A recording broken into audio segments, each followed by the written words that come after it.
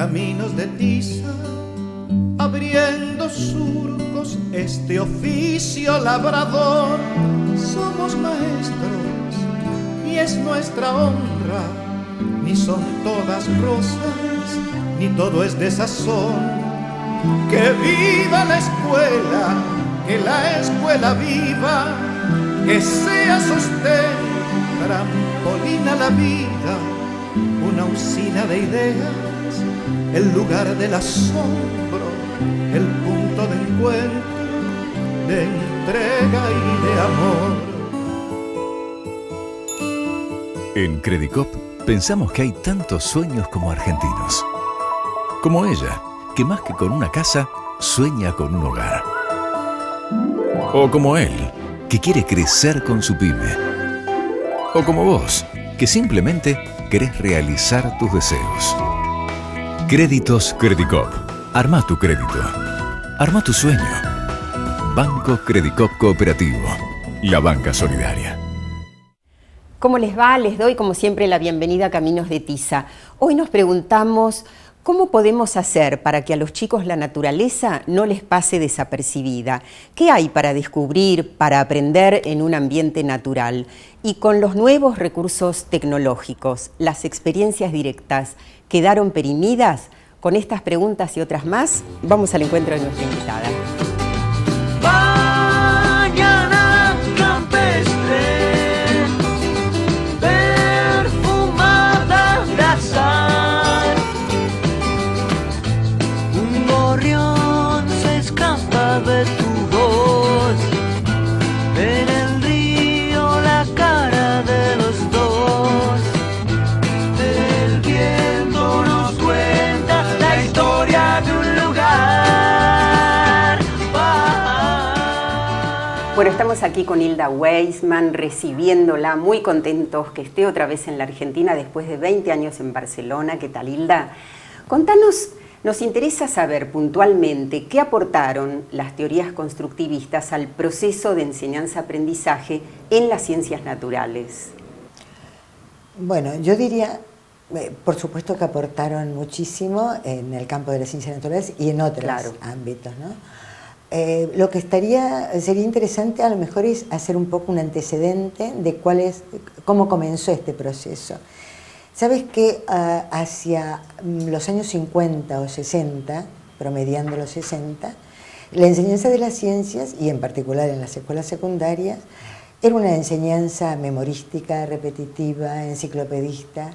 Los saberes estaban totalmente disociados, por un lado la química, la física, la biología, y se partía de un supuesto en el que si el alumno memorizaba, aprendería. Este panorama, que era bastante homogéneo en las escuelas secundarias, no era igual en las escuelas infantiles y primarias. En los jardines de infantes todavía se mantenían vivos las ideas de la escuela nueva. Había mucho énfasis en el papel de la actividad, de la observación, de la experiencia. Claro. Recordemos que eran los años de la Escuela Serena de las hermanas Cosentini y Rosario, o sea que el panorama era un poco diferente. Ocurre en el año 57 un hecho que marca un antes y un después, y es cuando la entonces Unión Soviética lanza al espacio el Sputnik. En ese momento la comunidad científica, pero también muchos pedagogos, muchos educadores, profesores, toman conciencia del hiato que existe entre el desarrollo científico y tecnológico de la comunidad científica, el avance veloz del saber y el atraso de la ciencia que se enseñaba en la escuela. Y entonces empiezan a plantearse preguntas del tipo, ¿cómo lograr que el alumnado esté preparado cognitivamente para poder incorporar el conocimiento científico actual, estar preparado para el ritmo vertiginoso de producción de la ciencia y al mismo tiempo, una vez fuera del sistema educativo, pueda continuar aprendiendo? Y entonces se diseñan una serie de programas, de proyectos, sobre todo los que fueron delanteras en Inglaterra, Estados Unidos, que se llamaron los métodos del descubrimiento.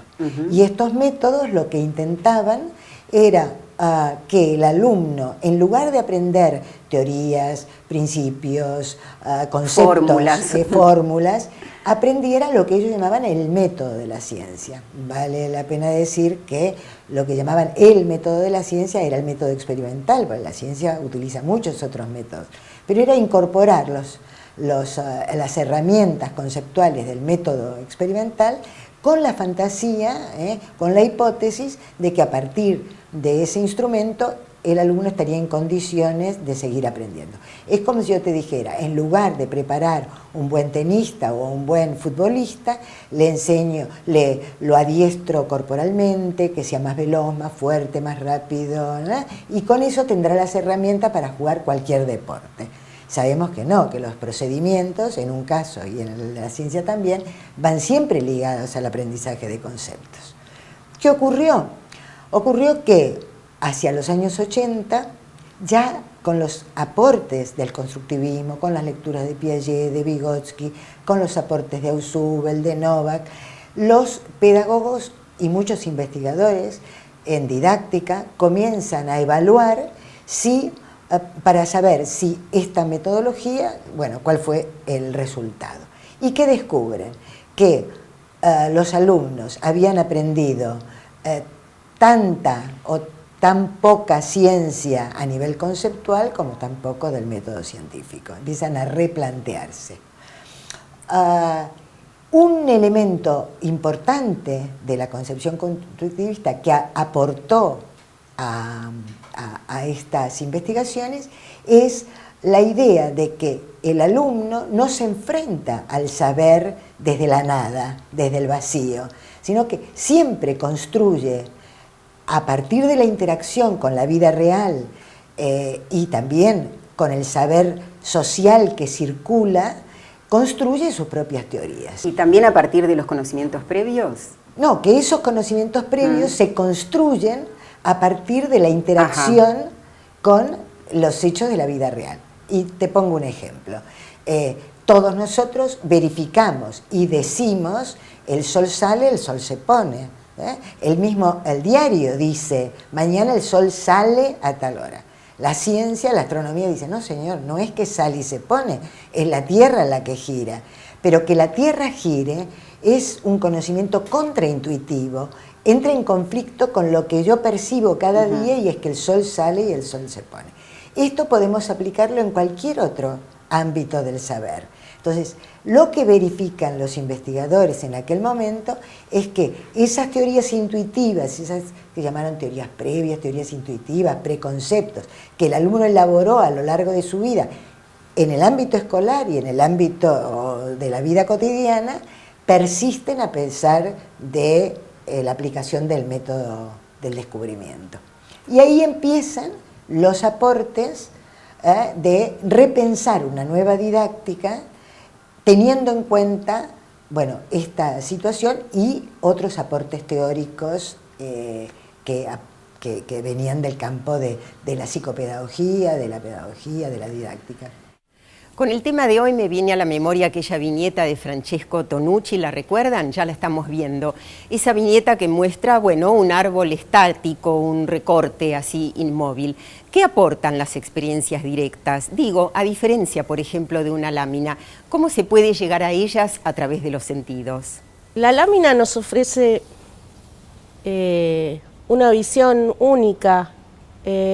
Cuando nosotros salimos, podemos usar todos nuestros sentidos para descubrir la vista, el olfato, el oído, para descubrir una gama mucho más importante de fenómenos, de cosas que pasan todos los días, que a lo mejor no se nos habían ocurrido, o no estábamos atentos, o en la lámina simplemente no aparecían. Nosotros cuando miramos una lámina usamos predominantemente la vista. Cuando salimos podemos usar el oído para percibir los sonidos de la naturaleza, el tacto, para ver cuán áspero o cuán suave es una hoja o un animalito, si es que lo podemos tocar. Las posibilidades son muy amplias, ver volar un pájaro, escuchar cómo canta, y a lo mejor percibir la suavidad de su pluma si cayó una pluma al suelo, nos va a aportar más que ver en una lámina a un pájaro dibujado, eso sin ninguna duda. Las hormiguitas son muy tenaces, las cicatrices van a cerrar con sus hojitas de yerba mate, las hormiguitas se sanarán. Pocos comprenden su largo viaje, ¿por qué salieron si han de volver? Han de volver. Otro animal que podemos observar en la naturaleza con cierta facilidad son las hormigas. Los chicos están muy familiarizados, pero a partir de la observación directa van a poder percibir una serie de cosas que a lo mejor nunca se habían preguntado. ¿Cómo lleva una hormiga una hoja tan grande? ¿Para qué? ¿Por dónde? ¿Cómo caminan las hormigas? Son experiencias que en el aula y a través de la expresión verbal y por la visión de una lámina muchas veces los chicos no se preguntan. ¿La salida desde la escuela a un ambiente natural es espontánea o es importante orientar la observación? No nos olvidemos que la curiosidad es el motor del conocimiento. Hoy salimos, ¿qué podemos llevar? Lupa en mano, lápiz y papel y frasquitos, ¿por qué no? Cuando preparamos una salida de campo para ir a hacer este tipo de observaciones directas, necesitamos una preparación previa y un trabajo de aula anterior y posterior que nos asegure que esa salida de campo va a ser útil para lo que estamos buscando. Para eso muchos libros de texto nos ofrecen las herramientas de la preparación previa, saber cómo nos vamos a comportar, qué tenemos que llevar, qué es lo que queremos ver, qué es lo que buscamos con esa salida de campo y qué es lo que en ese lugar vamos a tener que hacer exactamente para que después todo se desarrolle con cierta fluidez. Y también nos va a aportar algo sobre el trabajo posterior, o sea, cómo vamos a aprovechar eso que vimos en nuestra salida de campo para tratar los temas que nos interesan en clase. En general, en el trabajo escolar, la salida de campo es una salida planificada. Podría ocurrir que en una clase surgiera una curiosidad que se pudiera responder en el ámbito de la escuela o en un ámbito muy cercano, fácil, y que en ese momento se decidiera, bueno, veamos esto de lo que estamos hablando, comprobémoslo en la naturaleza. Pero en general la salida de campo es una salida planificada que exige un trabajo anterior, como habíamos dicho, y que se hace con tiempo y se prepara. Cuando nosotros realizamos una salida de campo, como ya dijimos, preparamos, nos informamos sobre lo que vamos a encontrar y nos fijamos un objetivo de qué es lo que queremos ver y qué queremos traer después para el trabajo en clase. Muchas veces se pueden juntar cosas, tomar fotografías, en esa experiencia directa nosotros vamos a recolectar datos que después nos van a servir para complementar el tema o para hacer una investigación sobre temas que nos interesan, para hacernos preguntas que en el futuro nos van a llevar a un trabajo más profundo sobre el tema. La plaza verde para todos los chicos.